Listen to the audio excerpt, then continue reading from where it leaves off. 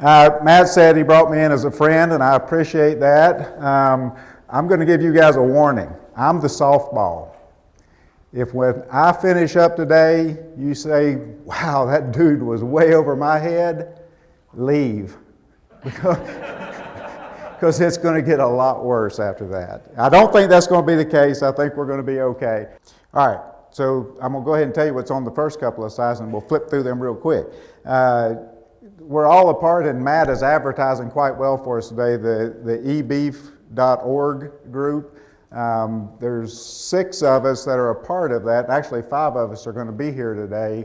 And basically, it's a website that's supposed to be a one-stop shopping kind of a website for you guys to go to for all your genetics information. And it's simple, eBEEF.org. We welcome you to go there. We have fact sheets, we have videos, a lot of frequently asked questions types information, so encourage you guys to go and check it out. Let's go ahead and get to that first slide where you get to tell me if you're a seed stock commercial producer and see what we have. So I do ask that you guys do this relatively quickly, or it really doesn't matter. I'm going to leave yours off if you don't do it relatively quickly so we can get through the slides. All right, so let's see what we've got here. We've got 50% of us are other. Well, Matt, great job on organizing a meeting and getting all your beef producers out. At least we got the Mark guys out. All right, so most of your seed stock producers, almost a third, and then just a few commercial producers, which is kind of the opposite of when I normally do these kind of talks. So this will be interesting. All right, so when we talk about selection, I mean, when we want to get down to what are we trying to do with selection, is basically just we're deciding who's going to pass on genetics for the next generation, right? Just a very simplistic definition of what selection is. So different methods of selection, you don't have to use the clickers here because these are them, so don't worry about it. All right, so we have bull or semen purchases, of course, and that's our big emphasis of selection. That's where we're going to make the most real genetic change within our population is through the bulls that we're using or the semen that we're using. Bull culling typically happens when the bull is used up his productive life, and depending on what cattle prices are doing and all, that can be up to 10 years, right, Dave? I mean, we have some guys that just keep on using them. Prices are better, they're feeling a little better about buying a bull, they roll them over maybe a little bit quicker, but bull culling doesn't always happen necessarily for the right reasons, which is the bull is not being very productive. Now often if we get a real cow killer or something like that involved, yeah, they hit the road a little bit sooner, but really not a huge selection tool. Cow culling, the same thing. Usually a cow, what's the main reason that a cow gets culled? Open, right? How heritable is reproduction? Pretty lowly. So are we impacting the reproduction, the genetics of reproduction in that herd? Probably not by a great deal with our cow culling. The other thing are things like the udder goes bad, structural issues and some things like that. Cow culling on the commercial level doesn't happen greatly because of a lack of production. If she's able to keep having a calf, most guys keep her around. Heifer purchases or retention, another area where we have some impact on the genetics of the herd, but really, particularly if we're retaining our own, that goes back up into that bull buying side anyway, right? Because that's where we're really introducing our new genetics. And so that's why we do so much focus on the bull side of things. So heritability, just a refresher, passing of genetics from one generation to the next, right? Another way to look at it is how similar are the offspring going to be compared to the parents for the trait that we're interested in. And higher heritabilities really means how rapidly can we make progress for that trait, or how slow is that progress going to be when we're talking about lowly heritable traits. Okay, so just as a kind of a refresher, this is a clicker question. So which group of traits do you think is the least heritable? When you think about a group of traits, which one of these is least heritable? Is it reproduction, production, that's growth, milking ability, those kind of traits, end product, or scale, frame size? Which group of traits are typically the least heritable?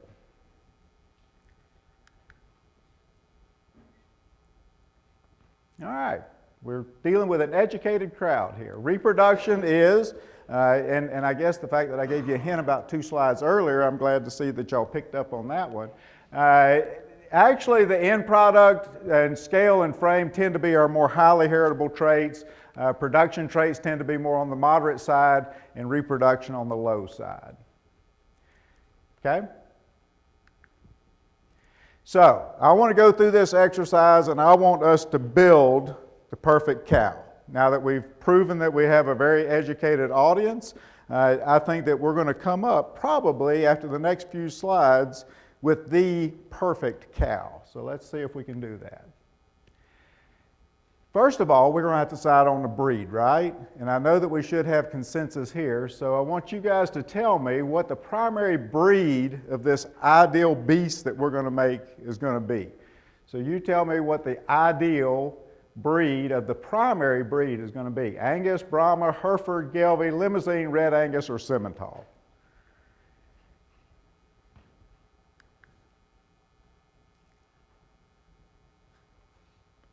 Wow, that scared me for a second.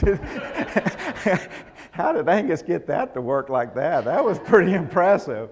There is some variation. Maybe not as much as some of us would think there ought to have been, but quite a bit of variation in there. By far the majority think that Angus should be that primary breed, but there is a smattering of other breeds that come out as well. In terms of coming up with pure consensus, I think that most of us would have thought that would have been very difficult. But we're on a good path because this is really better than I would probably have anticipated. So let's go a step further. I'm going to go through a series of slides. Now this is going to require a little bit of brain action on your part. I want you to look at these 8 traits. It's not all the traits. It's a big chunk of them if you think about groups of traits. And I want you to think about how you would rank the importance of these 8 traits, okay?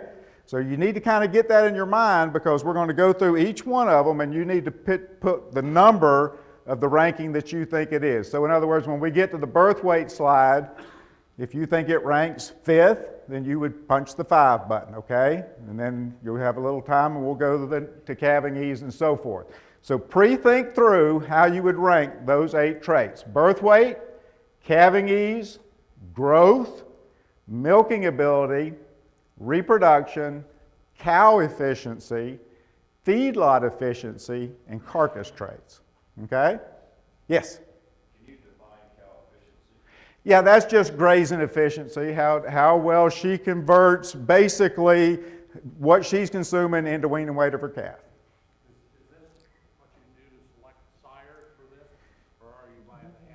These are just importance of the traits, Dave. If you were setting up your breeding objectives, ideal breeding objectives to produce the ideal cow, what's the basic relative importance of these traits? We're thinking of it on a commercial basis, okay? All right? So birth weight. You put down what you think if it's the lowest ranking, then put a 1. If it's the highest ranking, if you think it's the best, then put an 8, okay? So let's make sure we're thinking of that scale on the right way. So 8 means you think it's the most important. 1 would mean you thought it was the least important of the 8. Okay?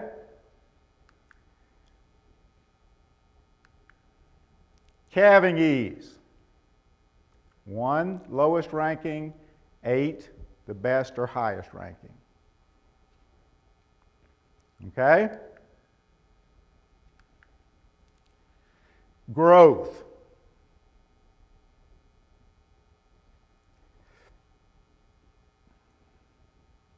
Okay? Milking ability. I couldn't resist that slide. Can y'all see that picture? I Googled image of calf nursing cow. And that's one of the images that came up. Yep.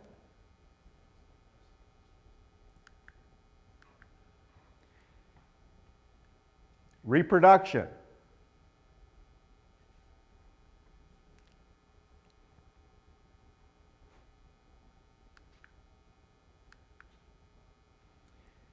Cow efficiency, so this is that converting of grazing basically to weaned calf.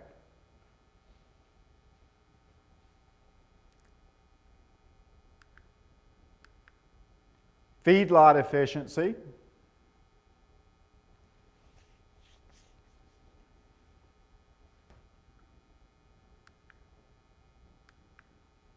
And carcass traits. So hopefully you used every number of the 8 once. Okay? All right, let's see how we did. Wow. You guys are almost equally important across the whole thing. That's so what does that tell you? Does that mean that we had consensus or not? When you think of it, that looks like it might be, but it would probably be just the opposite of that, right? Because some of them were using 1s or 8s for some of these traits that as a group, it ended up between that 4 and 5. So it looks like the 2 that you had as most important were the 2 efficiency ones, the cow efficiency and the feedlot efficiency. When you go beyond that, it looks like the next 3 that kind of fall in line are reproduction, growth, and the carcass traits is what I would guess. And then you come in with calving ease, probably kind of in that, just slightly below that. And then we get down to milking ability and birth weight on the lower ends. Now what we're going to talk about later, the one trait that I threw in here is a little bit of a ringer, is which one? Anybody want to guess? Birth weight is the one that probably you guys should have got to the bottom. All right, why? It's an indicator of a trait that we have the trait of economic importance. I mean, we don't care about birth weight if we can get calving ease when you think about it from a commercial standpoint. Now, I have the bull sellers tell me all the time, but people pay attention to that birth weight EPD, so we can't just ignore it. I understand that. I understand from a marketability standpoint what difficulty that is. But in reality, if we think about it, you know, it's calving ease that we're after. Birth weight is just an indicator of that. But it's the actual calving ease that we're concerned about. All right, but the bottom line is, I think, and like I say, I wish we could look at true variation, but now you get to, you see the general how everybody thought of this, and so we lumped them into kind of those 3 different groups in terms of which of those traits were the most efficient. Now you get to tell me whether you agree that if we set up our selection criteria that way, if that would really describe what you considered the perfect cow. So in other words, if those kind of efficiency was up top, growth stuff sort of in the middle, and then the milking ability and those kind of traits down towards the bottom, if you strongly agree that's the relative importance, then A. If you just somewhat agree, B. Disagree, C. Strongly disagree, D. So I didn't give you a middle thing. I don't like people to, you're going to take a side, one side or the other. Okay? There we go. So a couple of you hit right in that strongly agree, but as a group, you guys felt it was pretty good. But there are 27% of you that really weren't very happy with it at all, and 10% of you that were extremely unhappy with it. And if we had come up with anything, if you guys had come up with consensus here, I would have been very, very, very disappointed. Because the real purpose of this whole exercise is just to say that we shouldn't all agree on things like that. We shouldn't have breeding objectives that fall in line with what our neighbors does, because each of us are doing some things differently. And so that's why what I want to talk about. A breeding objective in terms, I don't think we put near enough emphasis on breeding objectives. And that is thinking about what it is we're trying to have as our end goal prior to ever getting started. That's what breeding objectives are. It's matching our genetics with our market strategy, management, natural resources, environmental conditions, and with economics being the driving influence. I think that those of us in the cattle business have to think of it that way. It's best achieved. We do have to use visual appraisal. There are things that we don't have fancy genetics tools to measure. We still have to visually appraise our cattle, but we need to use our genetic merit tools such as EPDs to help us with those production traits that we do have those tools available to us. So when we think about breeding objectives, that market, when I talk about market, when and how are we going to market them? You need to have an idea. Does that mean you can't change your mind somewhere down the road? Of course not. And when I talk about this, I'm talking, like I said, Dave, from the commercial producer standpoint, because you seed stock guys need to be thinking about it in that way too. You're kind of a generation removed, but you need to be thinking about when and how are your commercial guys going to be marketing their cattle for the most part. Replacement heifers, is that going to, the bull you're providing to those guys, are they going to be keeping back heifers from that bull, or are they going to be buying them from another source? Personal preferences, sometimes we'd like to remove that, but that's still a big part of it. I worked with a lady in Kentucky, her husband was a pretty well-known kidney doctor. They had a fair bit of cash, and they had some cattle, and so they had been breeding Angus for many years, so we tried to convince her to do some crossbreeding, and so got her a Charolais bull, had great calves, and after the second year, she said, we got to get rid of that Charolais bull. And I said, well, why? Do you like the calves? And she said, I have people stop all the time, tell me they're the best calves they've ever seen.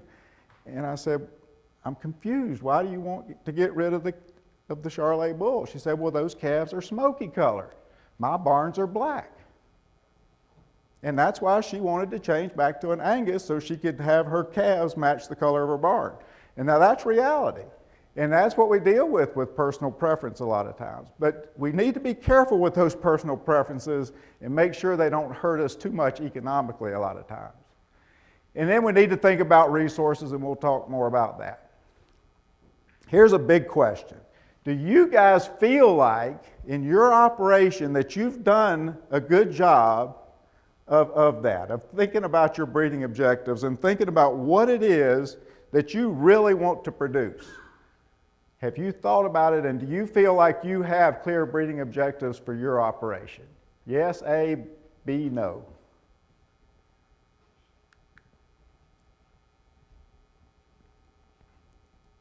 Well, that's good. A real high percentage of you have thought through it. Now, for those of you on the no side, it's time to reflect. And I try to get people, and I don't know how successful I am, to write them out. Just thinking them through. I mean, man, I can have ideas bounce through my head all the time. It's like a pinball machine in there. But does that ever get me to some place? Usually not.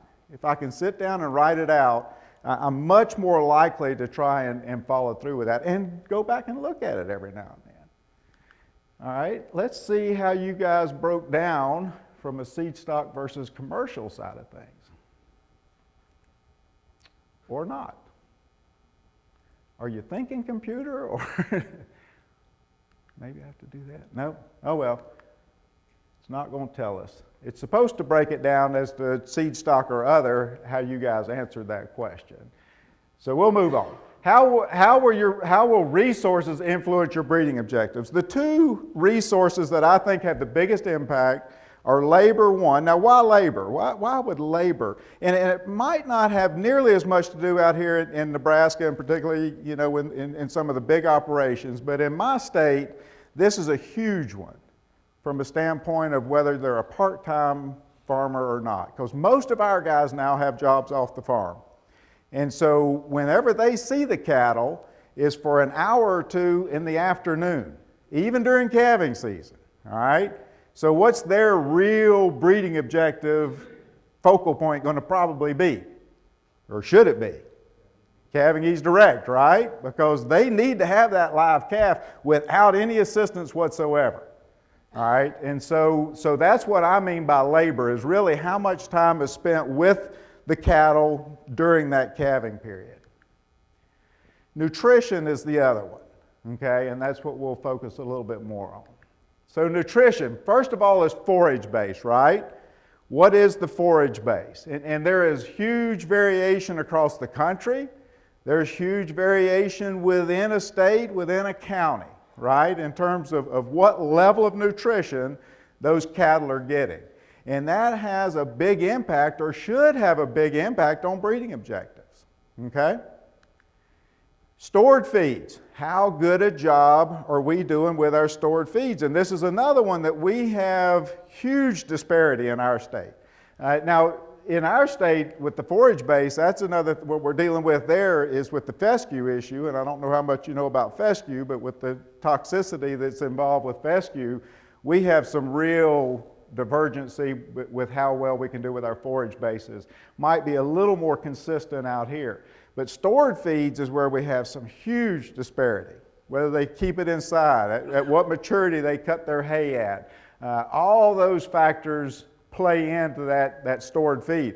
Do they have, do they take samples of it and get a nutrient content of those and feed accordingly?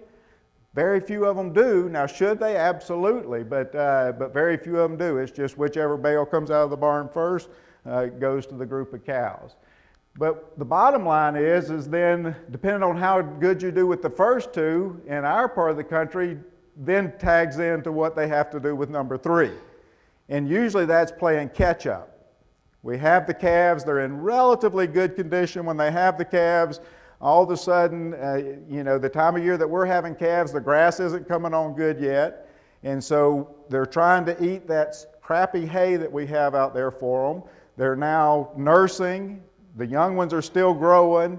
We have all that going on, and we aren't providing a very good nutritional base for them. What happens?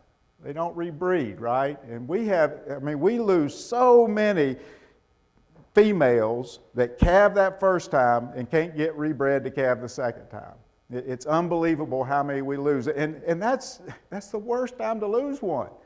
I mean, we have put all that money into getting them to that age, and then we have to send them down the road or carry them over a non-productive year, which might even be a bigger disaster.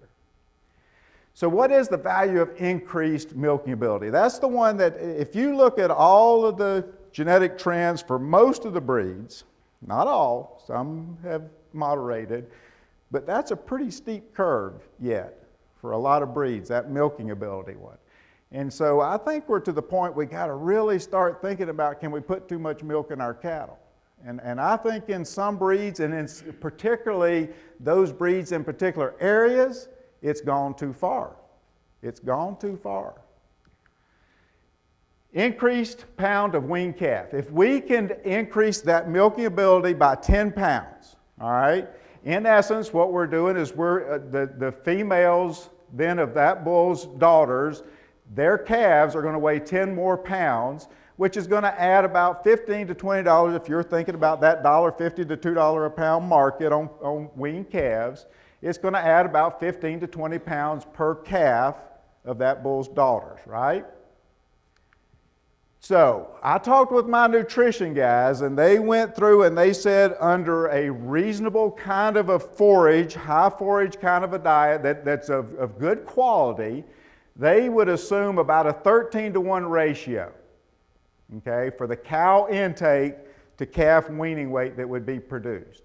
And so we're talking about to get that additional 10 pounds, if we're going to stay net even on that energy balance, to get that 10 pounds of increased milking or weaning weight due to milking ability, it's going to take about 130 more pounds of dry matter of a high quality type of a forage in order to get that. That's what it takes to pay for it, okay? So now you have to decide, is that 130 pounds of dry matter, what's the value in it? Is it going to make up for that $15 to $20, which can vary, of course, once again, depending on what kind of calf market we're in. But those are kind of the balancing things we have to think about. That's what we have to think of as we're doing this. And it's not only that, but it's getting them to consume it, because that 130 pounds of dry matter of high quality forage, if it's low quality, it's going to be hard to get them to consume that much more, okay, on top of what they're already doing. That's the limitation we certainly have in our state. So what ultimately happens, either we have to buy more feed at high price, or we tend to lose condition on those cattle. As we lose condition, particularly from that calving to rebreeding time, we have a loss of reproductive performance and ultimately a loss of income. So something that we did with intentions of increasing our profitability, we've gone the wrong direction if we don't do it right. If we don't do it right. So the tools that we have for selection, as I mentioned before, we still have to visually appraise. We have adjusted measurements or measurements in general, and for some traits, that's still what we're dealing with. We don't have EPDs for everything yet. Genomics is certainly playing a much larger role in what we're doing. EPDs, hopefully, when we talk about EPDs, these are genomically enhanced EPDs that Steve was talking about. And then we also have selection indexes. Now for today, the two we're going to focus on are the EPDs and selection indexes. I think everybody is aware of how EPDs are working. When we talk about a direct like weaning weight direct, just the difference in the EPDs, the expected difference we'd see in the average of those calves produced. We're a generation away for any of the maternal traits such as milking ability, where now we're talking about pounds of weaned calf of the calves produced by that bull's daughters. Because bulls don't milk, right, Allison? Inside joke, guys, sorry. All right, so EPDs. When we think of EPDs, they come in different forms. We have, as we talked about before, economically relevant traits, things that directly impact a cost or revenue stream, right? Things like calving ease. We can directly put a value on calving ease because a percent difference, that's more calves that have to be pulled. When we pull calves, there's an increase to the postpartum period. We may have vet cost incurred and various other things. Growth to the marketing endpoint. That one's a lot more simple because there we have a value, a pretty easy value to come up with of what an additional pound of marketed calf would bring to us. Milking ability. Now, milking ability, I have a star because it works both ways, right? It is an economically relevant trait if we're keeping back replacement females. But what if we're not? If we're thinking about it from a terminal standpoint, milk is not an ERT, right? Now it's an indicator trait because there is a correlation with it in growth. Carcass, I put a star there because if your marketing concept that you're using involves getting paid for carcass traits, it's an economically relevant trait. But if you're not getting paid for it, it is not an economically relative trait. Reproduction in there as well, once again, if we're keeping back those females. And then docility certainly could be considered an ERT as well. Our indicator traits does not have that direct economic impact, but is correlated to traits that do. Birth weight, growth to the non-marketing endpoint. Okay, so if you're marketing after backgrounding, well, weaning weight is still an indicator of how well they're going to grow to yearling time, but yearling time would be the ERT in that particular case. So selection indexes. It allows a comparison on a single value. It weights each of the individual traits that's important to that particular index or those set of breeding values based on their economic importance. Either the trait included in an index needs to be an ERT, or we have to put some sort of that correlation factor in there, okay, to account for the fact that it's not a direct relationship. Now we have to account for it. If we're talking about even a trait that's an actual measurement trait, that would be heritability, right? That would have to be in there as that correction factor. So how it basically works, all the traits that are important to that selection index, as you can see down below, if we're just using EPDs in that index, then you would multiply each individual EPD by that economic indicator and then sum all of them up to give us one value that we now compare the bulls based on. And that value that we're comparing on now, if done correctly, is a dollar value. Is a dollar value difference because that A, in every case, is a dollar value, okay? And so now we can have a dollar value between two bulls on what one bull's calves are going to bring more value than the other calves if we hit the assumptions that was based on to develop that selection index. So let's look at some practical guides to selection guidelines. First of all, we have to develop that marketing strategy. We have to know what our endpoint is to be able to do a good job with it. We have to determine that management level, how good our labor source is for the calving time, what kind of nutrients we're providing to our cattle. Other factors such as disposition, color certainly is still a big one that we have to consider, even though color only impacts color. From a production standpoint, it also impacts marketing, and I think most of us know that it at least has to be in our thought process. Horn polled, certainly that can be a factor as well. And the big one, whether or not you're keeping replacements back or not. Because if you're buying a bull and not keeping back replacements, it really reduces the jobs that you're asking that bull to do. When we're keeping back heifers, now he has to both provide that food supply aspect as well as those maternal components to be able to be the most effective for us. So calving ease, I think everybody knows we're dealing with direct when we're talking about that bull's calving ease. And so some factors that are going to impact the level of calving ease that we need are going to be that heifer to cow ratio and the time spent with the calving females, as I mentioned before. When we want to know about that bull's daughters, then we look at that calving ease maternal EPD if we're keeping back replacements. Of little value if we're not keeping back those replacements. And it does not replace, if you've done a good job with calving ease maternal, that doesn't mean you can forget about calving ease direct. We still need to apply that pressure too, based on the criteria we talked about.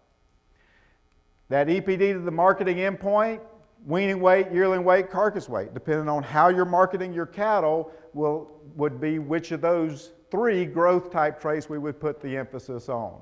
And always remember that single trait selection, and I think we've pounded this one in enough, I hope, that we all know that we can't single trait select because of things like correlations. As we select for increased growth, milking ability tends to decrease, mature size tends to increase, calving ease tends to decrease. So we have to keep an eye on those traits as well as we're making our selection decisions.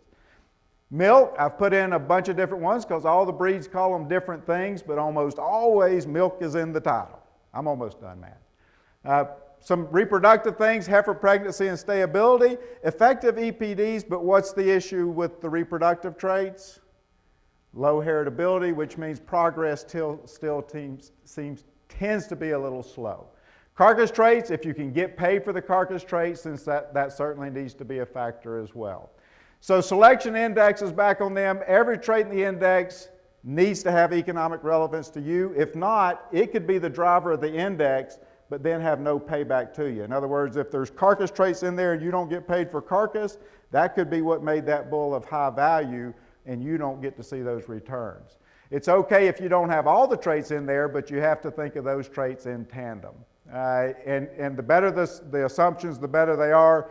But the experts tell me that indexes are extremely robust. And so they, depending on what the market changes, the ranking tends not to change greatly. All right. In conclusions, think about all that's going into those breeding objectives, but write down breeding objectives. Every operation, seed stock or commercial, should have those written out. I firmly believe that. Use selection tools that are appropriate to then try and meet those objectives. Whew. Made it, Matt.